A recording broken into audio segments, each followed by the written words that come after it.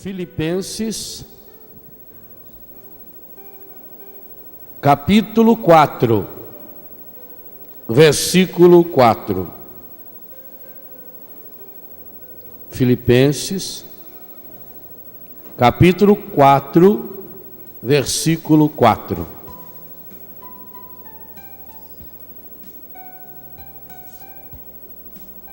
Alegrai-vos sempre no Senhor. Repito, alegrai-vos. Seja a vossa amabilidade conhecida de todos os homens. O Senhor está próximo. Não vos preocupeis com coisa alguma, mas em toda ocasião apresentai a Deus os vossos pedidos, em orações e súplicas, acompanhadas de ações de graças. E a paz de Deus, que supera todo entendimento, guardará os vossos corações e os vossos pensamentos no Cristo Jesus. Quanto ao mais, irmãos, as outras coisas, ocupai-vos com tudo o que é verdadeiro, digno de respeito ou justo, puro, amável ou honroso, com tudo o que é virtude ou louvável. Praticai o que de mim aprendestes e recebestes e ouvistes, ou em mim observastes, e o Deus da paz estará convosco. Palavra do Senhor.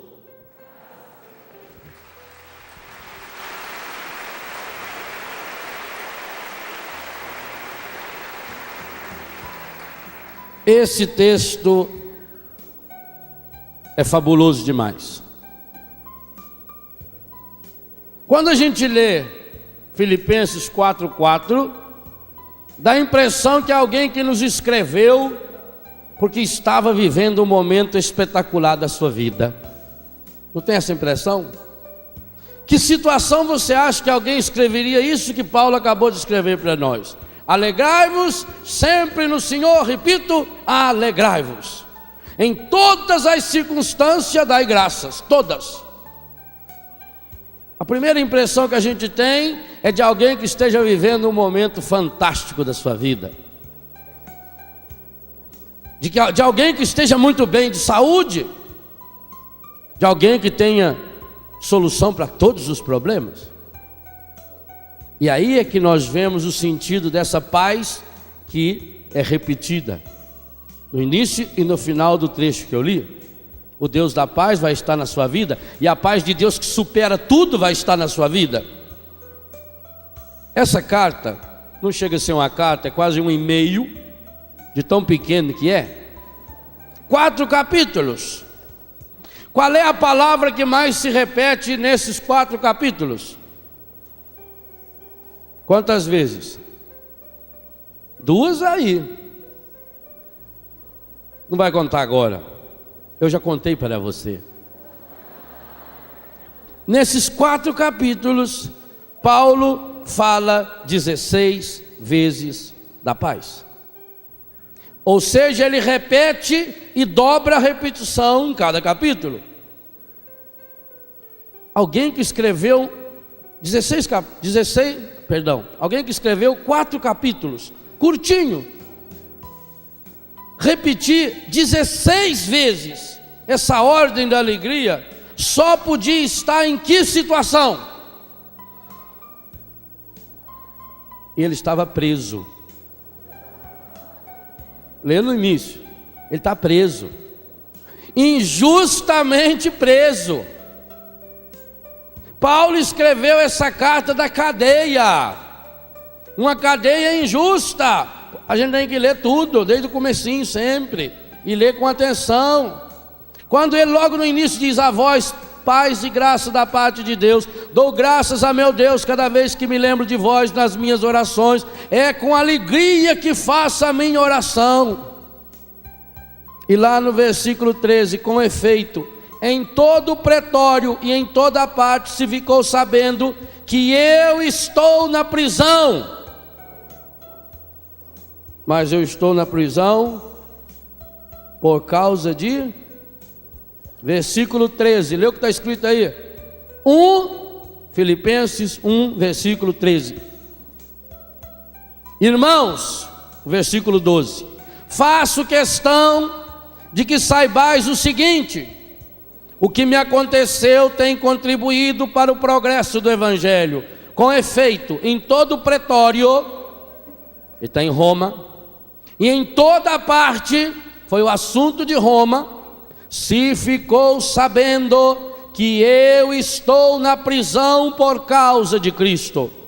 E a maioria dos irmãos, encorajada no Senhor pela minha prisão, redobra a audácia, proclamando sem medo a palavra. Aí nós entendemos da onde vem essa força. Aí nós entendemos o que é a paz. Quando ele nos diz: alegrai-vos sempre no Senhor, repito, alegrai-vos. Seja a vossa amabilidade conhecida de todos, o Senhor está próximo. Não vos preocupeis com coisa alguma, em toda ocasião, toda, triste, ruim, boa, apresentai a Deus vossos pedidos em oração e súplica acompanhada de ação de graças. Consequência de tudo isso, versículo 7, e a paz de Deus que supera todo entendimento, guardará os vossos corações e os vossos pensamentos em Cristo Jesus. Paulo está afirmando uma coisa pura, simples para cada um de nós: a paz tem nome, a paz é uma pessoa, e eu só chego a essa paz a partir do momento em que eu experimento uma pessoa. Jamais ela poderá vir de fora para dentro. Nada nem ninguém que estejam fora de nós pode fazer-nos felizes ou infelizes. Nada nem ninguém que estejam fora de nós podem colocar-nos ou tirar a nossa paz. A nossa paz tem que brotar de dentro, ela é fruto de uma experiência. Agora, é isso que nós fazemos? Paulo está vivendo aqui aquilo que ele já tinha vivido, que está no livro dos Atos dos Apóstolos, capítulo 16, versículo 16, quando ele está pelado, todo machucado, meia-noite, jogada lá no porão de uma prisão injusta. O que ele começa a fazer? Louvar o Senhor. E ele cantava tão alto, ele cantava tão forte, que as grades da cadeia caíram. E aí o carcereiro vai dar um tiro no ouvido, ou vai enfiar uma espada e diz: não, eu estou aqui. Como quem diz: o que me prende não são as grades. Não precisa se matar não, obedece ser besta. O carcereiro vai até lá, não tem grade, e os dois estão lá, os dois peladão cantando. O carcereiro fica tão impressionado que ele como que pergunta: me dá um pouco desse negócio, eu quero ter essa alegria. E o Paulo peladão reza por ele. Se você ler com calma, vai perceber que só no final é que ele sobe, põe roupa e cuida das feridas do Paulo, com dor, ferido, machucado. Essa mesma experiência aos filipenses. Nós temos que experimentar o que Paulo experimentou. É aquilo que Jesus disse no Evangelho de São João, no capítulo 14, a partir do versículo 1. Não se perturbe o vosso coração. Credes em Deus, crede também em mim. Coragem, eu venci o mundo. Logo em seguida: a paz que eu vos dou, dou-vos a minha paz, não como o mundo dá. Mas tende coragem, no mundo tereis preocupações, eu venci o mundo. E São João vai encerrar, logo antes da oração sacerdotal de Jesus, o último versículo do capítulo 16 de São João, retomando, para que a gente não se preocupe. Olhem lá, Evangelho de São João, capítulo 16, versículo 33. Eu vos disse essas coisas para que em mim tenhais a paz. No mundo tereis aflições, mas tende coragem, eu venci o mundo.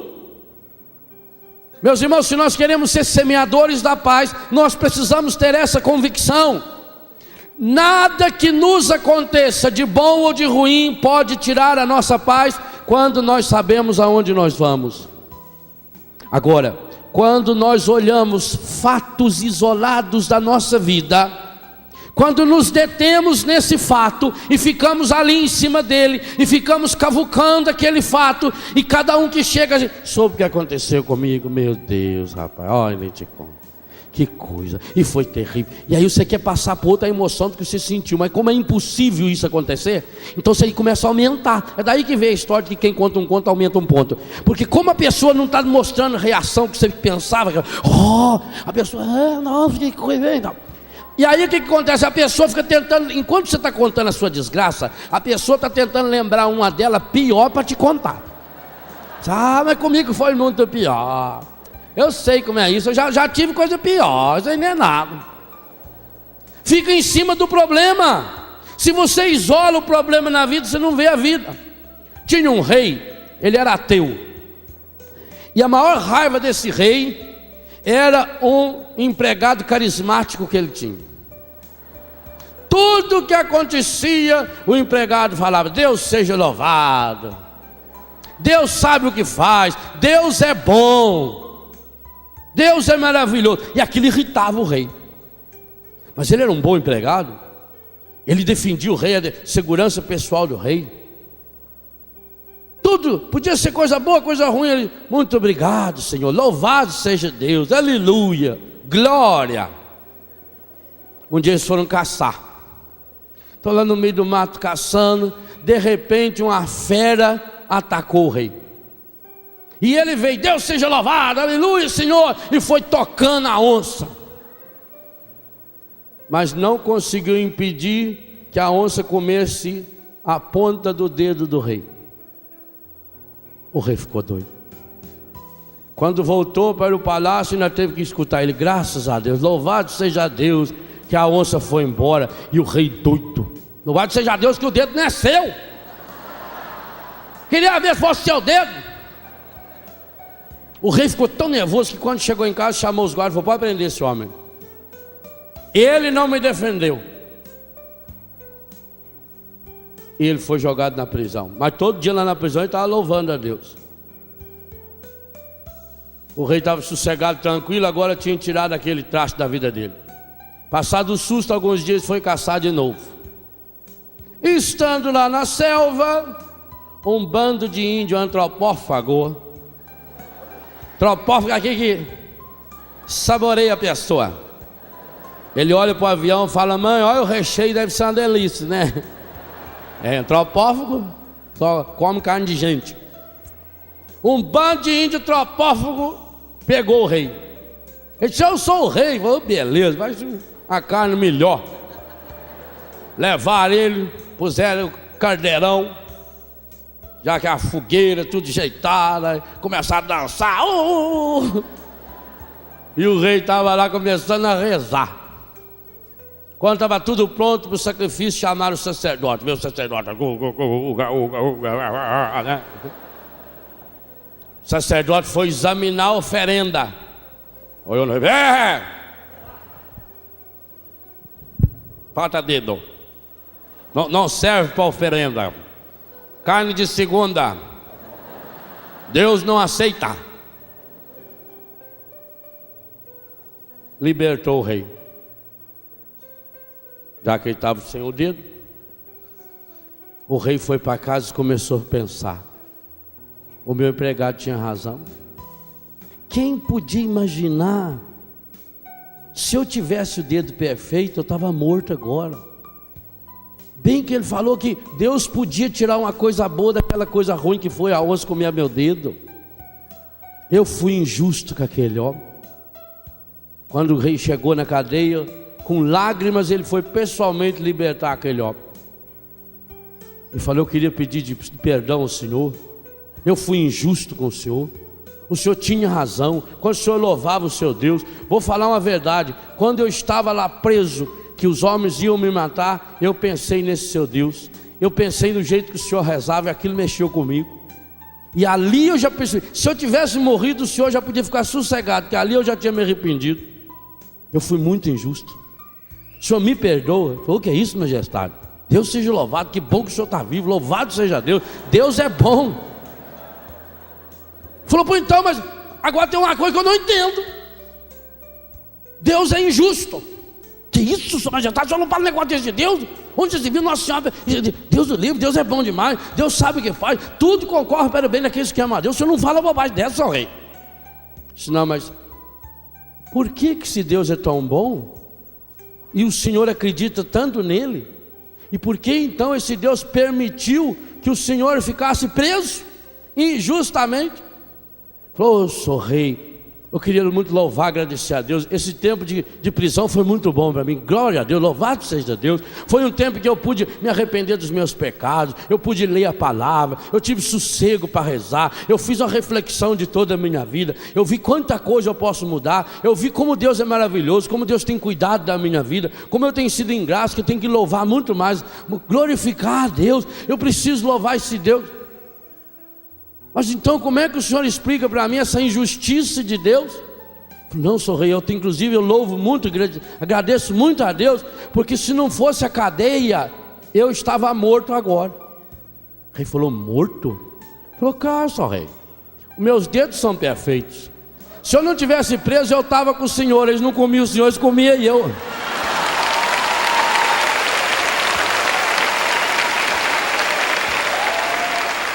É assim a vida. Então aquela prisão salvou a sua vida. Paulo está na prisão ajudando a salvar a vida dele, a minha e a sua. Não foi a vontade de Deus. O próprio rei disse: o senhor esteve jogado numa prisão injustamente. Mas, meu irmão, minha irmã, se você coloca sua vida nas mãos de Deus, mesmo que você seja aprisionado injustamente, o nosso Deus é poderoso o suficiente para transformar até a prisão injusta numa fonte de vida e salvação para você e para toda a sua família.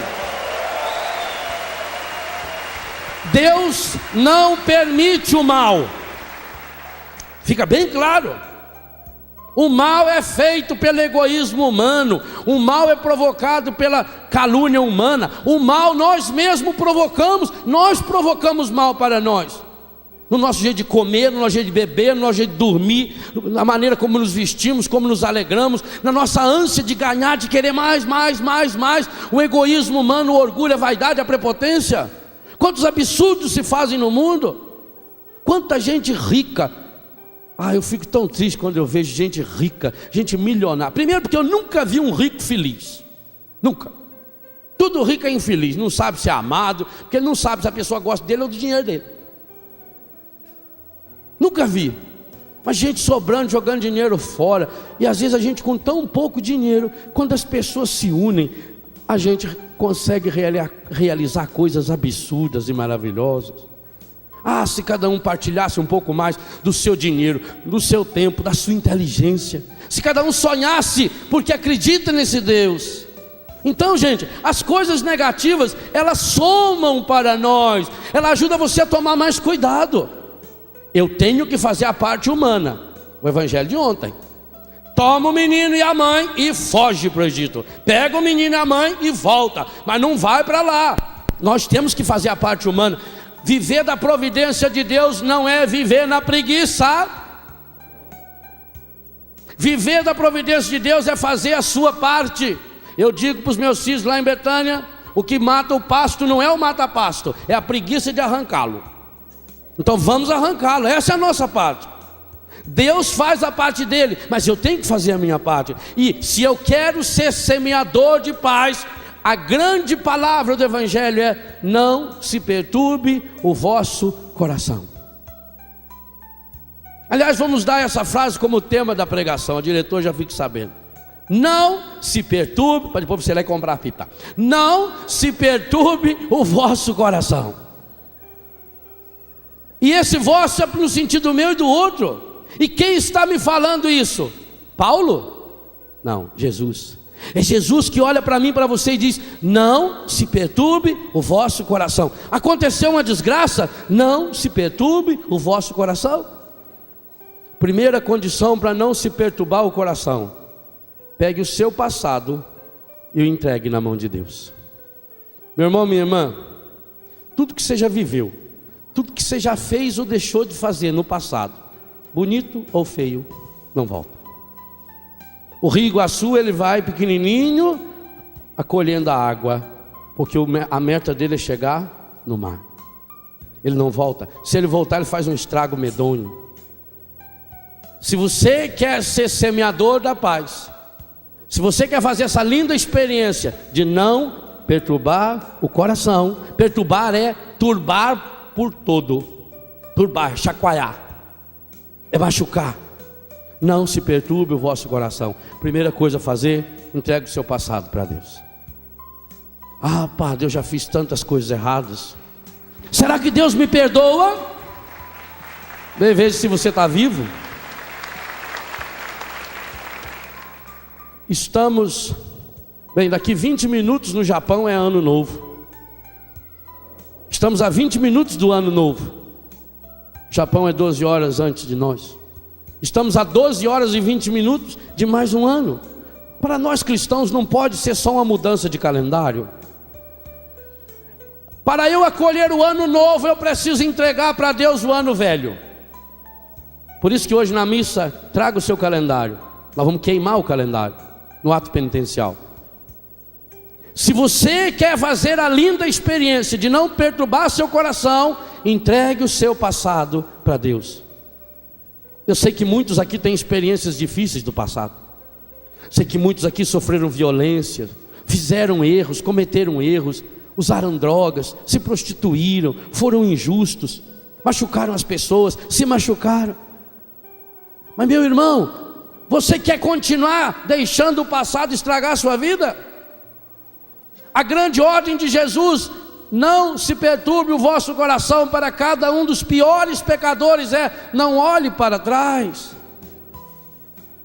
Não é por acaso que Jesus jamais, em nenhuma circunstância, fez nenhuma pergunta sobre o passado de nenhuma pessoa, por pior que ela foi. Nenhuma, nunca.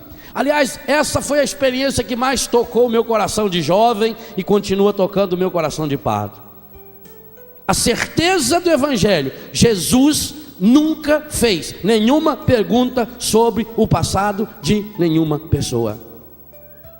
E olha que ele teve contato com pessoas que cometeram pecados, que se juntar aos pecados de todos nós aqui não dá um deles. Por exemplo, Pedro, que o negou. Vocês já pararam para pensar alguma vez na vida o tamanho do pecado de Pedro? Pedro era papa. Jesus tinha dito: tudo aquilo que você ligar na terra será ligado no céu, aquilo que você desligar será desligado. Ao negar Jesus, o que Pedro fez? Desligou Jesus da salvação. E ele negou quantas vezes? Para mostrar a gravidade do pecado. Por que Pedro negou 3 vezes? Porque ele negou o Pai, o Filho e o Espírito Santo. O absurdo dos absurdos: na negação de Pedro está a condenação da Santíssima Trindade ao inferno. E Jesus foi. Nós rezamos no credo que ele foi para o inferno, só que foi lá para salvar, para trazer as almas redimidas. Ele foi. Olha onde chega o amor do nosso Deus. Gente, em toda a história da humanidade, ninguém cometeu um pecado maior do que o de Pedro. Nunca. E digo, não vai cometer. Porque, graças a Deus, mesmo nas épocas em que a igreja cometeu pecados, em que papas pecaram, nós temos na história da igreja papas que pecaram, pecados morais. Mas nunca tivemos, nesses 2000 anos de cristianismo, nenhum papa que tenha cometido um erro teológico, nenhum papa que tenha cometido um erro de fé. Nunca. É assistência do Espírito Santo a essa igreja, porque Jesus diz: as portas do inferno não prevalecerão contra ela. Vão tentar, mas não vai conseguir. Mesmo diante de Pedro, o homem que cometeu o maior pecado da face da terra, Jesus fez alguma pergunta do passado dele? O que Jesus falou? Pedro, tu me amas? Eu sou apaixonado nesse capítulo 21 de São João. Cada vez que vou à Terra Santa, eu sinto a mesma emoção quando vou lá na beira daquela praia. Pedro tinha desistido de tudo. Vou pescar. E os outros, nós também vamos. Voltou à vida antiga. Voltou a ser o pescador de antes. Mas só que tinha esquecido tudo de pescaria. Trabalhou a noite inteira e não pescou nada. Sem Jesus, nada dá certo na vida. Jesus chega de manhãzinha na beira da praia, ele não reconhece Jesus. Quando a gente está em pecado, a gente nunca consegue reconhecer Jesus. Quando a gente está olhando demais para si mesmo, a gente não enxerga Jesus, mesmo que ele esteja ali do nosso lado, como ele caminhou um dia inteiro com os 2 discípulos de Emaús, mas eles estavam com o coração tão fechado no pecado, tão perturbado. Por isso não perturbe o vosso coração, que eles não conseguiram enxergar Jesus que caminhava com eles. Eles não conseguiram sentir o cheiro de Jesus. Pedro também não conseguiu perceber que era Jesus. E Jesus: amigos, tem alguma coisa para comer? Jesus vai ao pecador como que precisa do pecador. Do mesmo jeito que Jesus falou para a samaritana: dá-me de beber. Ele, a fonte da água viva, pede de beber a uma mulher prostituída da Samaria. Ele, o pão da vida, pede de comer a um pescador da Galileia que o havia negado 3 vezes. Ah, que Deus é esse? Que Deus se faz desse tamaninho para chegar no nosso tamanho, para nos levantar? Jesus pede, nós não temos nada. Que triste. Aquele homem que acompanhou Jesus a vida inteira, aquele homem que participou dos grandes milagres de Jesus, que viu todos os principais milagres de Jesus, que esteve com Jesus sozinho, rezando no monte, que participou de todos eles, de curas. Quando Jesus lhe pede um pãozinho, um peixe, ele diz: eu não tenho nada. Esse Pedro sou eu e é você. Depois de tantas vezes que Deus nos dá graças em cima de graças, nós continuamos dizendo: eu não tenho nada, Senhor, eu não dou nada para Deus, eu estou fechado no meu egoísmo, eu estou fechado no meu comodismo, eu estou fechado na minha miséria e não sai de mim para o encontro do outro. E Jesus, mais uma vez, diante da miséria, do fechamento de Pedro, então joga direito a rede, joga a rede do lado direito, mas a gente podia dizer: joga direito essa rede. E Pedro obedece. Ainda bem, alguma coisa sobrou. Você também, se ainda sobrar essa obediência à palavra, meu irmão, minha irmã, é suficiente. E Pedro jogou a rede. E aí acontece uma coisa maravilhosa, que pegaram tanto peixe que eles não conseguiam trazer sozinho, de tanto que era. E aí João diz: é o Senhor. Ah, Pedro, não tenha dúvida, ele estava pelado, mas diante do Senhor ele não pode ficar pelado. Pelado é longe de Jesus. Pelado é quando está sem o pecado. Pelado é quando está sem Jesus, quando está no pecado. Pelado ele estava igualzinho a Adão e Eva no paraíso quando pecaram. E ele veste a roupa, pula na água e vai até Jesus. 100 e poucos metros ele nadou no instantinho. A menos sabia nadar, não tinha aprendido a caminhar sobre as águas. E agora nem Jesus poderia caminhar sobre as águas, porque como ele tinha morrido na cruz, o pé estava furado e ia afundar. Então Jesus ficou lá na margem, chamando o Pedro, e o Pedro foi nadando. Nem Jesus poderia caminhar mais, tinha a marca do pecado ali. E o Pedro chega nadando, mas ele está meio desconfiado e não sabe o que fala com Jesus. Quando ele chega lá, Jesus tinha feito uma surpresa. Tinha brasas preparadas. O que significa brasas preparadas? Tinha feito uma fogueirinha. Não era brasa jogada, foi preparada, foi arrumadinha. Jesus tinha feito uma fogueira. Por que Jesus fez a fogueira? Não. Um homem que tem o poder de multiplicar peixe podia assar peixe só num. Ou podia comer um sashimi, que é o peixe cru. E ele está lá na mesma reta do Japão. Jesus preparou a fogueira para curar Pedro. Porque Pedro, quando negou aonde? Em torno de uma fogueira. Jesus sempre faz uma fogueirinha para assar o nosso coração no seu amor. Pedro chegou e viu a fogueira e lembrou: por aí na festa de São João do ano passado, andei fazendo umas bobagens. Mas aí a presença de Jesus começa a mudar. Primeiro, 3 vezes fala da rede. Primeira diz que eles pegaram tanto peixe que nem todos eles juntos conseguiram puxá-la. Aí Jesus chegou, ele chegou perto de Jesus. Quando Pedro estava perto de Jesus, o Papa, os outros conseguiram arrastar as redes. Juntos eles não conseguiam trazer uma rede. Aí Pedro largou eles, parece um absurdo, e foi ficar perto de Jesus. Foi Pedro ficar perto de Jesus, eles tiveram forças para trazer as redes. Incoerência? Não, perto de Jesus, Pedro perto de Jesus, a igreja tem força. Se você quer estar com a força da igreja, esteja na igreja que tem Pedro perto de Jesus. Não tem outra. É lindo. Trouxeram o peixe e continuaram perto de Jesus. Quando Jesus pediu o peixe, eles juntos não conseguiam agarrar, puxar a rede. Quando Pedro ficou perto de Jesus, segunda vez que fala da rede, eles conseguiram puxar. Agora todos eles estavam perto de Jesus. Jesus pediu o peixe, Pedro foi lá e puxou a rede sozinho. É uma evolução estupenda, meu irmão. Quando a gente está longe de Jesus, a gente é fraco, a gente não consegue puxar uma redinha de nada, um probleminha de nada, uma dificuldade de nada. Mas se um de nós se coloca perto de Jesus, na igreja de Pedro, os outros conseguem trazer a rede. E se a igreja está perto de Jesus, qualquer um de nós é Pedro para ir buscar essa rede, porque o que age em nós é a força do Espírito Santo, é essa força que o Senhor prometeu, a força do alto. A transformação já estava acontecendo. Depois você leia com calma João 21, é lindo demais. Comem o peixe. Por que Jesus foi lá na praia para comer peixe?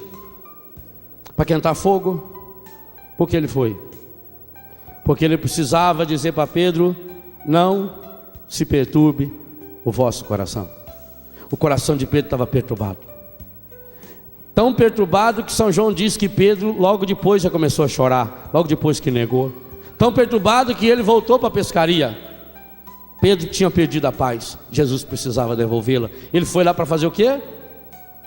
Para devolver a paz, para curar o coração. Então ele chama Pedro do lado, e aí ele retoma tudo de errado que Pedro fez. Não, Jesus nunca fez nenhuma pergunta sobre o passado de nenhuma pessoa, mas Jesus precisava curá-lo. Então Jesus fala a língua que ele entende, olha para Pedro e pergunta: Pedro, filho de Jonas, humano, tu me amas? E Pedro diz: sim, Senhor, tu sabes que eu te... Não. O grego tem 2 termos para falar amo. Aliás, tem 3 termos para falar amor. O amor divino é ágape, o amor sexual é eros, e o amor de irmão, de amigo, é philos. E na tradução grega usa-se os 2 termos. A Bíblia da CNBB fez uma tradução primorosa. Aliás, hoje eu digo a você, se for comprar uma Bíblia, compra da CNBB. É a tradução oficial da nossa igreja. Tem todas as editoras têm assinatura nessa Bíblia, todas elas. Essa Bíblia que hoje eu uso, apesar de amar para oração a minha Bíblia Ave Maria, desde que a CNBB lançou essa Bíblia, eu não uso outra Bíblia para pegar. A Bíblia da CNBB, porque além dessa tradução ser primorosa, e nessa passagem aqui a tradução é fabulosa. Jesus usou o termo grego agape, e a resposta de Pedro foi fabulosa. Pedro não respondeu em ágape, Pedro falou philos. Ele usou uma palavra mais fraca. A Bíblia da CNBB traduz amas-me e a resposta é amigo. Em português a gente podia traduzir alguma coisa assim: ágape seria ama-me, amar, e filos poderia ser gostar. Vamos combinar isso para ficar fácil de entender. Então, primeira vez Jesus olha para Pedro e diz: Pedro, tu me amas? E qual é a resposta de Pedro? Sim, Senhor, eu gosto do Senhor. Que honestidade! Ele não veio com conversa fiada: oh Jesus, meu Senhor, aleluia, Senhor, ah Senhor, eu te amo, Senhor, eu te amo, Senhor. E depois ele confessou para Jesus: Senhor, tu sabes que eu gosto do Senhor. Bem, está resolvido o problema com um dos três, mas são três: é o Pai, o Filho e o Espírito Santo. E Jesus olha de novo, segunda vez: Pedro, tu me amas? E Pedro é honesto: sim, Senhor, tu sabes que eu te gosto. E Jesus queria fazer a fogueira completa. Jesus queria queimar todos os pecados de Pedro na fogueira, como vai queimar hoje todos os nossos pecados no ato penitencial da nossa missa, onde nós vamos queimar os calendários de 2001. Todos os pecados que você botar no seu calendário hoje, Ele vai queimar, todos. Nosso Deus é o Deus para valer. Terceira vez: Pedro, qual foi a pergunta de Jesus? Filho de Jonas, tu me? Não. Aí que vem o fabuloso. Jesus se coloca ao nível de Pedro. A terceira pergunta, Jesus não usou o verbo filós, o verbo agapoi. Jesus não perguntou: Pedro, tu me amas? Jesus abaixou o nível. Gente, quando a gente é honesto com Deus, Ele se abaixa e vem até o nosso nível. O que muda, o que perdoa o nosso pecado não é o nosso esforço. O que muda e perdoa o nosso pecado é abrir o nosso coração à graça de Deus. É isso que muda a nossa vida. Jesus desce, fica do tamanho de Pedro, agacha lá embaixo e não pergunta: tu me amas? Jesus fala: Simão, filho de Jonas, tu gostas mesmo de mim? Olha que pergunta. E aí Pedro abre o coração. E aí a resposta de Pedro como é? Senhor, ele colocou uma vírgula. Leia com atenção. Senhor, as duas primeiras vezes ele dizia: Senhor, tu sabes que eu te gosto. Segunda vez: Senhor, tu sabes que eu te gosto. Mas como Jesus abaixou o nível, como Jesus falou a língua que ele entende: Senhor, vírgula, sabes tudo, tudo, sabes que eu te amo. Perdão, sabes que eu te gosto. Ah, que coisa fabulosa, nosso Deus! Jesus abaixa o nível. Jesus não leva Pedro, Jesus não força Pedro a fazer aquela proclamação de amor tenebrosa, mentirosa. Jesus abaixa o nível e Pedro abre, escancara o coração. Senhor, vírgula, sabes tudo, Senhor. Sabe o monte de bosta que eu sou, sabe a miséria que eu sou, sabe os meus pecados. Tu sabes tudo, Senhor. E sabes que eu gosto barbaridade do Senhor. E sabe que eu quero um dia amar para valer o Senhor, a ponto de dar a minha vida se preciso for, Senhor. E por isso está aqui o que eu sou, toma. E Jesus acolhe. Ô meu irmão, hoje Jesus está marcando um encontro na nossa praia. Você pode dizer: essa é a minha praia. Essa é a praia de Jesus. Esse encontro ele começou conosco na sexta, mas nessa temática ontem de manhã, quando o Padre Jonas insistiu algumas vezes para deixar esse barco na praia, que eu abandonei o meu barco. Quando ele ontem à noite cantava aqui para nós naquele show maravilhoso: não dá mais para voltar, não tem jeito. Não tem condição. Não se perturbe o vosso coração. Entregue o seu passado nas mãos de Deus, por pior que tenha sido. Você já cometeu pecados gravíssimos? Ah, será que Deus me perdoa, padre? É bem fácil de saber, é só botar a mão no coração. Estiver batendo, quem deu corda nele? Você? Quem fez sua unha crescer para frente? Seu cabelo crescer? Você? Eu vi hoje cedo gente ali na barraca, olhando no vidro retrovisor do carro, romano, tirando as espinhas do nariz, romano, tirando a ranã.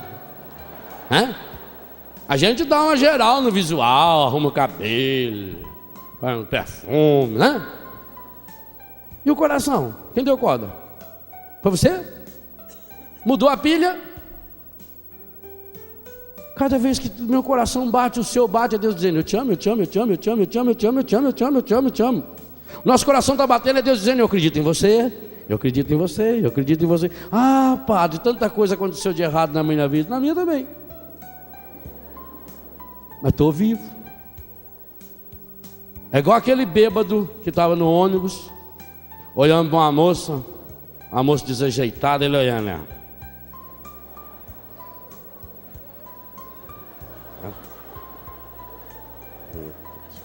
A moça foi se irritando. Quem que está olhando? Eu falei: eu estou observando aqui. Mas tu é feia, hein? Ah, louca! Deus do livro! Você é muito feia. Ela falou: mas muito bonita mesmo, né? Você é bêbado desse jeito, falar de mim? Eu falei: mas eu estou bom. Passou. Os problemas vêm e vão. Meu irmão, minha irmã, você é vitorioso, você é vitoriosa. Ah, padre, mas eu sofri na infância. Sofreu? Acabou. Ah, falaram mal de mim. Falaram?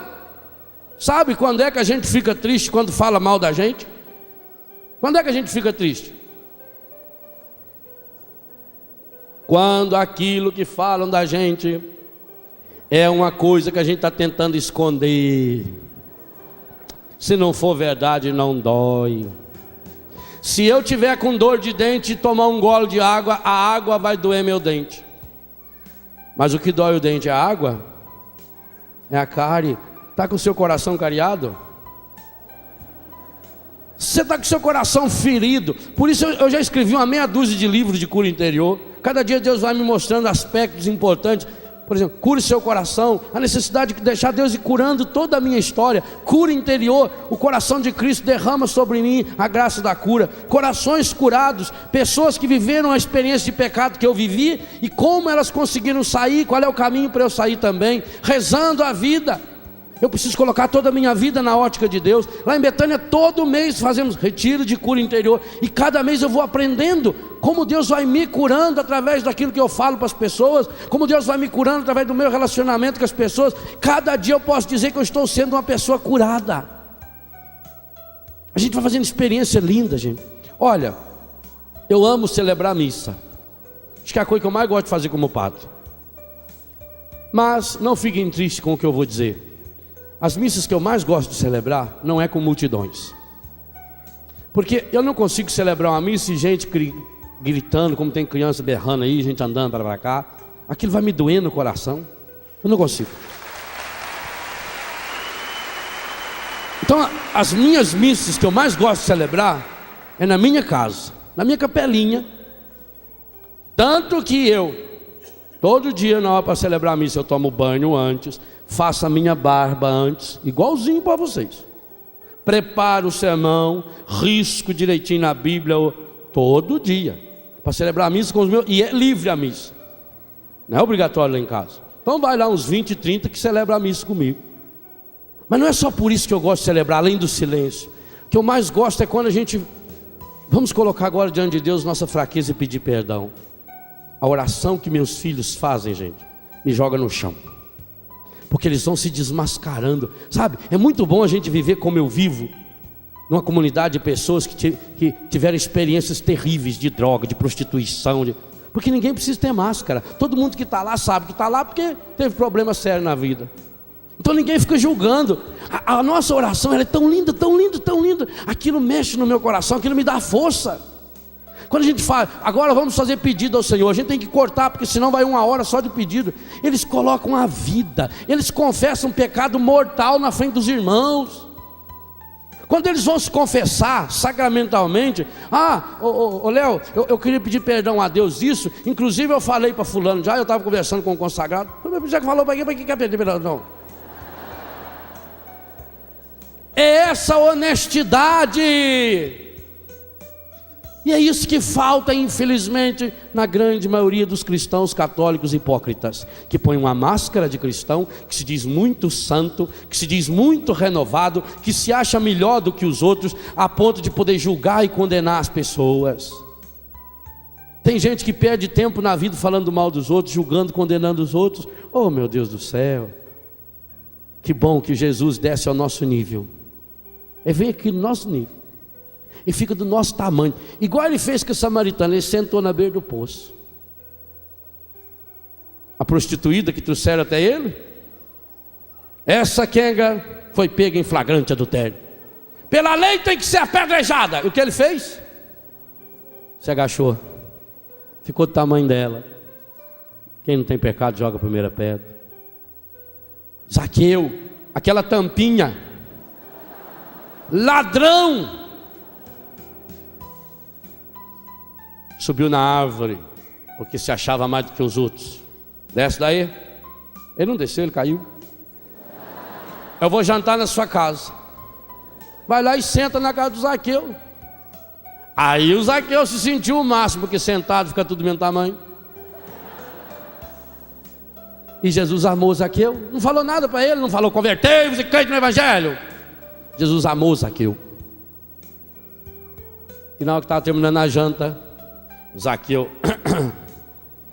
Senhor, se eu pequei, todo mundo sabia que ele pecava, menos ele.